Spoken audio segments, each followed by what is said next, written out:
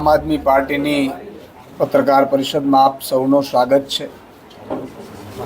શાંતિપ્રિય ગુજરાતમાં જ્યારે ખેડૂતો ખૂબ પરેશાન થયા, ખેડૂતોને વિવિધ રીતે એપીએમસીમાં ભાજપના નેતાઓએ જે કબજો કરીને કડદાના નામે કડના નામે લૂંટવાનું ચાલુ કર્યું, ત્યારે મેં અમારી બહુ ખેડૂતોની ફરિયાદોના પગલે અમારા કિસાન વિંગના પ્રદેશ અધ્યક્ષ રાજુ કરપડાજીને બોટાદ જવાનું કહ્યું। બોટાદ ગયા, પહોંચ્યા, અને આપે જોયું હશે કે હજારો ખેડૂતો ત્યાં જે ભાજપના નેતા દ્વારા સંચાલિત બોટાદ એપીએમસીમાં ભેગા થયા। હજારો ખેડૂતો એક જ માંગ કરી રહ્યા હતા કે કડદા સિસ્ટમ બંધ કરો, અમારી લૂંટ બંધ કરો। એક બાજુ ભાવ મળતા નથી, એમએસપી મળતી નથી, ખેડૂતોને કપાસનો અત્યારે પડતર 1600 રૂપિયા પડે છે, અને એની સામે 1200-1250 રૂપિયામાં વેપારીઓ ત્યાં માલ ખરીદે, અને અડધો થોડો ઘણો માલ હજી જોખાવાનું થયું હોય તો પછી તરત જ એમ કે આ પાણીવાળું છે, આ માલ ક્વોલિટી સારી નથી, એ બાને ફરીથી 200-250 રૂપિયા ભાવ ઓછો આપે અને કડદા કરે, જેના વિરુદ્ધમાં ભાજપના નેતાઓએ પણ ઉતરવું જોઈતું હતું, ભાજપના નેતાઓએ પણ વિરોધ કરવો જોઈતો હતો, ભાજપના ધારાસભ્ય સાંસદોએ પણ વિરોધ કરવો જોઈતો હતો, ભાજપના મંત્રીઓએ પણ આદેશ કરવા જોઈતો હતો, પણ અપેક્ષા જ નથી। ભાજપ પાસે કોઈ અપેક્ષા રહી નથી। ત્યારે તમામ ખેડૂતો એક આમ આદમી પાર્ટી જે રાષ્ટ્રીય પાર્ટી છે, છેલ્લા 10, 11, 12 વર્ષમાં આટલી મોટી હજારો પાર્ટીઓમાંથી ત્રીજા નંબરની રાષ્ટ્રીય પાર્ટી છે, ત્યારે એમની ઉપર ખેડૂતોએ વિશ્વાસ મૂક્યો, ઉમ્મીદ રાખી, અને અમે ખેડૂતોની માંગના પગલે ત્યાં એપીએમસી વાળા પાસે લેખિતમાં માંગ્યું, લેખિતમાં કહ્યું કે ભાઈ આ બે માંગણીઓ છે, ખેડૂતોને કડદા સિસ્ટમ બંધ કરી દેવામાં આવે અને ખેડૂતોને જે એના 20-40 કિલોમીટર દૂર મિલોમાં પણ જે કપાસ ઠલવવાનું હતું એ બંધ કરી દેવામાં આવે। ભાજપના નેતાઓએ આ સિસ્ટમ બંધ કરાવવાને બદલે, મુખ્યમંત્રીએ બંધ કરાવવાને બદલે મુખ્યમંત્રીએ આદેશ આપ્યા કે તમે પોલીસને ઉતારી દો। આજે પોલીસને ઢગલાબંધ લૂંટ થાય છે, હત્યા થાય છે, ચોરી થાય છે, એની તપાસો બધું બંધ કરાવી દીધું। તમારે કશું નથી કરવાનું, માત્ર ને માત્ર તમે ખેડૂતોને મારવાનું, અને આમ આદમી પાર્ટીના નેતાઓ પાછળ પોલીસ લાગી જાય। તમામ પોલીસ અત્યારે ગુજરાતની આમ આદમી પાર્ટીના નેતાઓ પાછળ લાગી ગઈ છે। શું થઈ રહ્યું છે ગુજરાત? આવું ગુજરાતની કલ્પના। અને આનાથી પણ હાલત ખરાબ ત્યારે થઈ કે જ્યારે ખેડૂતોએ ડિમાન્ડ કરી, ડિમાન્ડ માની નહીં, પોલીસ અમારા નેતાઓની ધરપકડો કરે, રાત્રે ઉપાડી જાય। મહાપંચાયતનું આપણે એલાન કર્યું, મહાપંચાયતમાં અમે સબ બધા નેતાઓ જવા નીકળ્યા, એટલે ઢગલાબંધ પોલીસથી રોકી દેવામાં આવ્યા, અમને અટકાયત કરી દેવામાં આવી, અમારા બધાની ધરપકડો કરી દેવામાં આવી। અને ત્યાં ગામના લોકોના, બોટાદ એપીએમસીમાં મનાઈ કરી કે ભાઈ બોટાદ એપીએમસીમાં તમને પરમિશન નહીં મળે, તો ગામના લોકો ત્યાં હળદર ગામ છે, એ ગામના લોકોએ ડિમાન્ડ કરી કે ભાઈ અહીંયા આપણે ભેગા થઈએ। ગામમાં તો બધા ભેગા થઈ શકે છે ખેડૂતોના પ્રશ્ને, તો ખેડૂતોના પ્રશ્ને હળદર ગામમાં ભેગા થયા।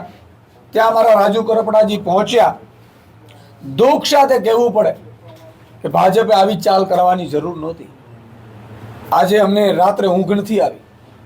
આ શાંતિપ્રિય ગુજરાતમાં તમે ખેડૂતોને આટલી બર્બરતાથી માર્યા, આટલા અંગ્રેજોએ ક્યારે હિંમત નહોતી કરી આખા ગામ ઉપર ઘેરાબંધી કરી લેવી, આખા ગામમાં ઘર પૂછી દીકરાઓ, નાના બાળકો, બાળાઓ ઉપર તમે જે અત્યાચાર કર્યો પોલીસ થ્રુ, ભાજપના નેતાઓ તમને આ 54 લાખ ખેડૂતોને ગુજરાતની જનતા ક્યારે માફ નહીં કરે।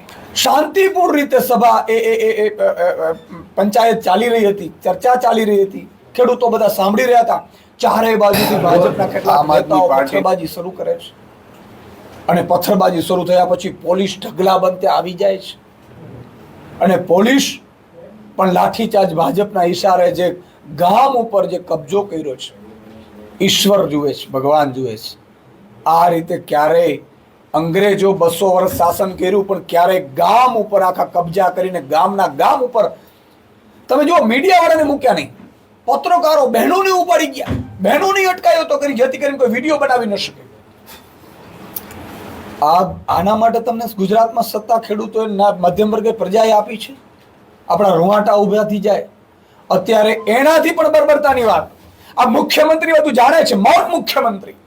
આવા નવાલા મુખ્યમંત્રી મેં જિંદગીમાં જોયા નથી. હું નરેન્દ્રભાઈને અપીલ કરીશ કે આવા નવાલા મુખ્યમંત્રીઓને મારે કોઈ જરૂર નથી. ગૃહમંત્રી, મુખ્યમંત્રીઓ શું કરે છે? એના પ્રદેશ અધ્યક્ષને મીઠાઈઓ વહેંચે છે. એક બાજુ ખેડૂતો ઉપર બર્બરતાપૂર્વક તમે હુમલાઓ કરાવડાવો છો, એને ઉશ્કેરો છો, અને ઉપરથી આમ આદમી પાર્ટીના ઉપર આરોપ મૂકે છે. ભાઈ, પોલીસ તમારી, આખા નેતાઓ તમારા, એપીએમસી ઉપર કબજા તમારા, અને આપણો આરોપ આમ આદમી પાર્ટી ઉપર, અને અમારા લોકોની તમે ધરપકડો કરી લીધી છે. અમે તો કઈ નીકળી નથી શક્યા. આનાથી પણ બર્બરતાની વાત જુઓ તમે.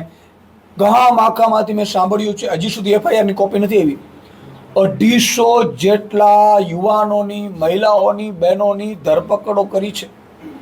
એને પાણી સુધા આપવામાં નથી આવ્યું, ખાવામાં નથી આપ્યો. સંપર્ક અત્યારે મારો નથી, હમણાં હું તપાસ કરી રહ્યો હતો જ્યારે ચાલુ રસ્તામાં હતો ત્યારે. એમને માનવ અધિકારના જે હકો મળે છે આપણા, એનાથી પણ વંચિત રાખી દેવામાં આવ્યું છે. ગામને જાણે દુશ્મન બનાવી દીધો છે. આ હદે તમે અત્યાચાર કરશો. આખા ગુજરાતમાં ભાજપની જે આ નિમ્ન કક્ષાની નીતિથી ગુજરાતમાં રોષ છે, અને અમે એટલાથી અટકવાના નથી. તમે ચાહે જેટલા પણ ધરપકડો કરો, પોલીસને ઉતારો. પોલીસને પણ મારે કહેવું છે કે તમે ભાજપના ઈશારે ક્યાં સુધી કરશો? તમારા સંતાનો તમને ઠપકો આપશે. તમે પણ ખેડૂતના દીકરાઓ છો, તમારા માતા પિતા ખેડૂત છે, એમણે પેટા પાટા બાંધી અને તમને ભણાવ્યા છે. તમને એટલા માટે ભણાવ્યા કે તમે અંગ્રેજોની જેમ ભાજપની ગુલામી કરો.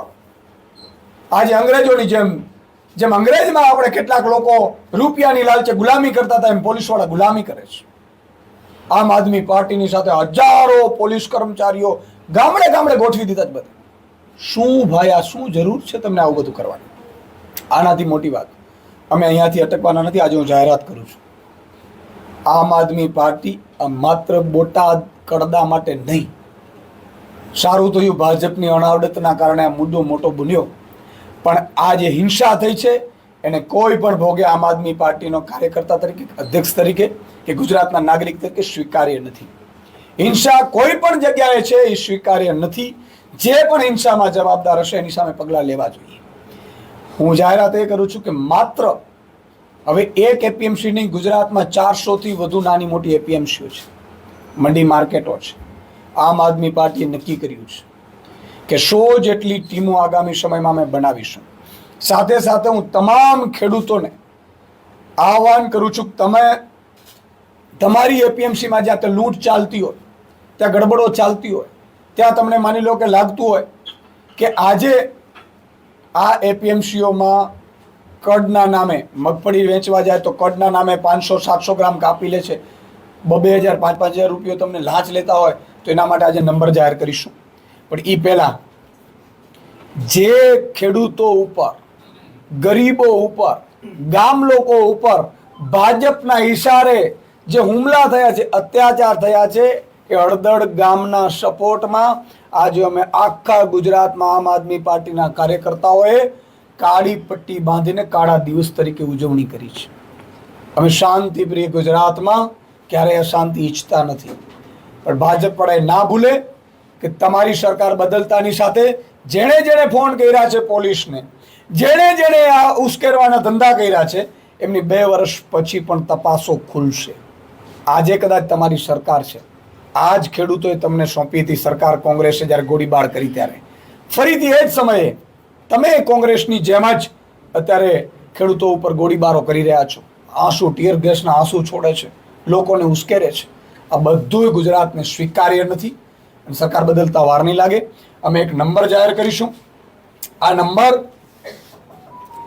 આમ આદમી પાર્ટી હેલ્પલાઇન નંબર છે.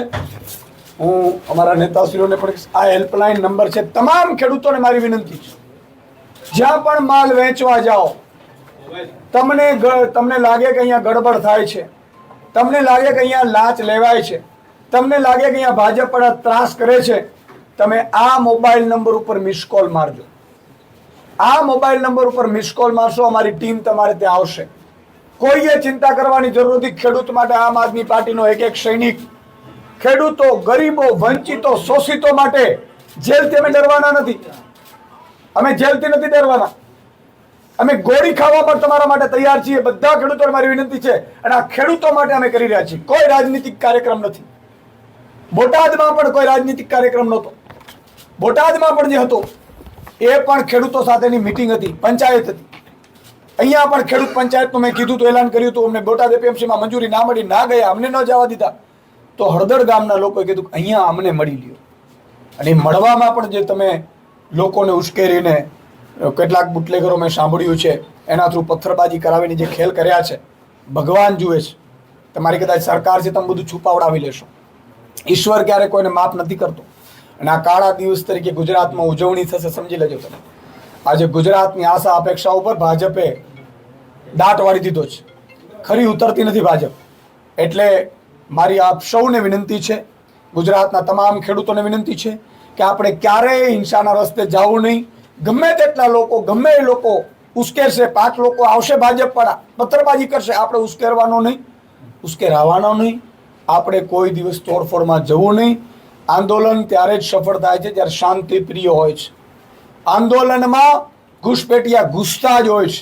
એટલે ગઈકાલે પણ જે ચાલ એ લોકોએ કરવામાં આવી, અને એટલે જ મારી અટકાયત કરી દેવામાં આવી કે જેથી કરીને અમે પહોંચી ન શકીએ. અમે પહોંચીએ નહીં એટલે મેનેજ કદાચ થવા ઓછું થાય. પણ આ વાત સાથે ગુજરાતની જનતા સહમત થશે કે આ ખેડૂતોની લડાઈ છે. હું ભાજપના નેતાઓને પણ અપીલ કરું છું, આવો ખેડૂતોના સમર્થનમાં, જેને જેને ખેડૂતના મત જોઈએ છે. હું ભાજપના મંત્રીઓને, સાંસદોને પણ અપીલ કરું છું, આવો ખેડૂતોના સમર્થનમાં. તમે પણ નિવેદન કરો ખેડૂતોના સમર્થનમાં. અને ખેડૂતોના પ્રશ્નો છે, અમારા કોઈના પ્રશ્નો નથી, અમારા ઘરના કોઈ પ્રશ્ન નથી. અને ખેડૂતોના પ્રશ્નો માટે આમ આદમી પાર્ટીની સુદાન ગઢવી જ્યાં સુધી આ ખોડિયામાં પ્રાણ છે ત્યાં સુધી લડતા રહેશું. તમારામાં જેટલી તાકાત હોય, જેટલી કલમો લગાડવી હોય, જેટલી પોલીસ લગાડવી હોય એટલે લગાડી દેજો.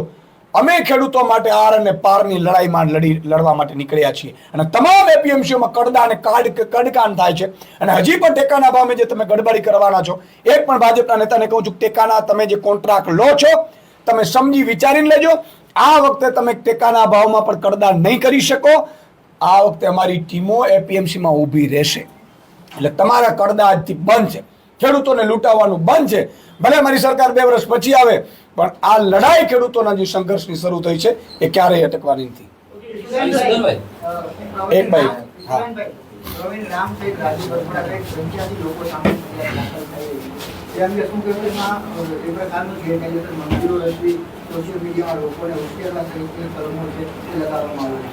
મને એ જ લાગે છે કે ભાજપ ખેડૂતો માટે લડનારા તમામ લોકોને જેલમાં નાખવાની પેરવી કરી રહ્યા છે.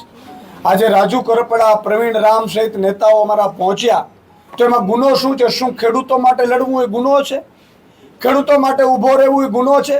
ખેડૂતોનો અવાજ ઉઠાવવું એ ગુનો છે? અને જો ભાજપ અમારા નેતાઓ ઉપર કલમો લગાડશે, FIR કરશે, તો 54 લાખ ખેડૂતો ભાજપનો એક પણ કાર્યક્રમ ગામમાં થવા નહીં દે. આ લોકોની વિકાસ યાત્રાઓ ફોક જશે અને ખેડૂતો ક્યારેય ચૂપ નહીં બેસે. અમે અમારી ઉપર FIR કરશે, અમને વાંધો નથી, પણ મારે તો એ કહેવું છે કે અમને ફાંસીએ લટકાવો. મને એવું મેસેજ મળ્યા છે હળદર ગામના સેંકડો લોકોને, છોકરાઓ છોકરીઓને બિચારાઓને અત્યારે પૂરી દીધા છે. નિર્દોષ લોકો ઉપર લાઠીચાર્જ કર્યું છે અને ખૂબ માર માર્યું છે. અત્યારે એને જમવાનું તો દૂર, પાણી પણ આપવામાં નથી આવતું. જો આ સાચી વાત હોય તો ગુજરાતનો એક પણ નાગરિક, અમદાવાદ, વડોદરા, સુરત, રાજકોટની પણ જનતાની આત્મા જાગી છે, એ પણ તમને માફ નહીં. પોલીસે એવું કીધું છે કે આ સભા માટે કોઈ મંજૂરી લેવામાં આવી નથી, એટલે આ સભા જ ગેરકાયદેસર હતી. અમે મંજૂરી લઈ શકતા આ સભા માટે? અરે હું એ જ કહું છું ને કે અમે સભા માટે મંજૂરી લઈએ એ પહેલા તો પોલીસે તો ના પાડી દીધી હતી. અમે એપીએમસીમાં પછી ના પાડી કે ભાઈ મંજૂરી નથી મળી, તો અમે એક ગામમાં તો આપણે ભેગા 2-5 લોકો ભેગા થઈ શકીએ કે એમાં મંજૂરી શેની જરૂર હોય? આજે હું એમ કહું છું કે અમે પછી મંડપ તો રચ્યો નતો, સ્ટેજ તો હતો નહીં. અમે લોકો પછી નક્કી એવું કર્યું કે ભાઈ હળદર ગામમાં 25 લોકો છે, 50 લોકો ભેગા થાય છે, આપણે હળદર ગામમાં જઈએ. ગામ લોકોએ કીધું કે અહીંયા આવો અમારી પાસે. તો એમાં મને લાગે છે કે તો 18,000 ગામડાઓ છે, 18,000 ક્યાં મંજૂરી લેવા જશે? 2-5 લોકો નતા, મોટી સંખ્યામાં લોકો એકઠા થઈ ગયા છે. લોકોનો રોષ છે ભાજપ પ્રત્યેનો, ભાજપના કડદા પ્રત્યે, ભાજપના નેતાઓ પ્રત્યે રોષ હતો. એટલે ખબર પડી કે લોકો અહીંયા આવે છે, સુદાનભાઈ, રાજુભાઈ, એટલે લોકો અહીંયા એકઠા થયા. પણ અમે શાંતિપૂર્ણ રીતે સભા ચાલુ હતી, બધા લાઈવ જોઈ લેજો. અને પથ્થરબાજી કરી છે ભાજપના સમર્થિત લોકોએ કરીને, માહોલ બગાડ્યો છે, પોલીસને હુકમ કરવામાં આવ્યું છે.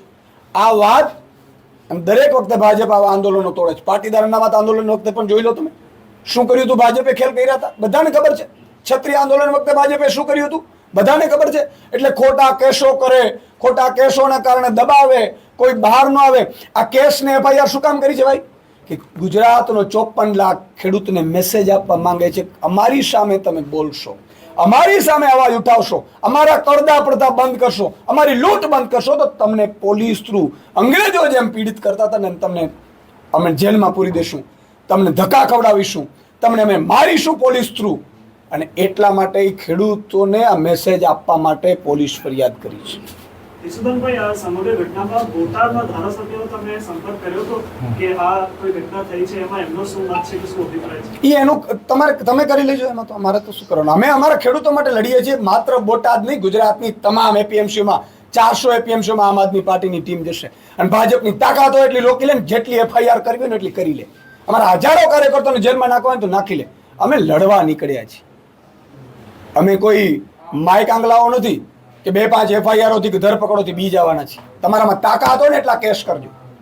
ઈસુદાનભાઈ, ગઈકાલે માર્કેટ યાર્ડના ચેરમેને એક પત્રકાર પરિષદ યોજી. તેમણે કહ્યું કે જે કરદાનો પ્રશ્ન છે તેનું નિરાકરણ અમે લઈ આવીશું. એક કમિટીની રચના થઈ છે.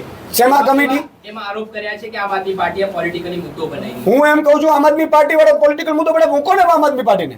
તમે લોકો લિખિતમાં કેમ ખેડૂતોને ન આપ્યું ભાઈ? 2 મિનિટનું કામ છે. અને હું તો એ એપીએમસી ના ચેરમેનની તો છોડો, મુખ્યમંત્રીને ખબર ન પડી કે 10,000 ખેડૂતો ત્યાં ભેગા થયા છે. મુખ્યમંત્રીએ કરવાનું શું હતું? જો મુખ્યમંત્રી સાચા હોત, સારા હોત, દાદા ભગવાનમાં માનનારા હોત, માયકાંગલા ન હોત, ચાપડાસા ન હોત, તો મુખ્યમંત્રીએ તરત કહેવાની જરૂર હતી કે રાજ્ય રજિસ્ટ્રારને કે આ એપીએમસીની તમામ બોડી બરખાસ્ત કરો, જે કરદા પ્રથા કરે છે એને બધાને બહાર કરો, એના ઉપર કેસ ઠોકો, પોલીસ ફરિયાદ કરો અને તમામ એપીએમસીમાં ગુજરાતની ડિસ્ટ્રિક્ટ રજિસ્ટ્રારો છે, ડીઆર, એને સૂચના આપો અને એક પણ ખેડૂતોનું શોષણ ના થવું જોઈએ. આ મુખ્યમંત્રીનું કામ છે.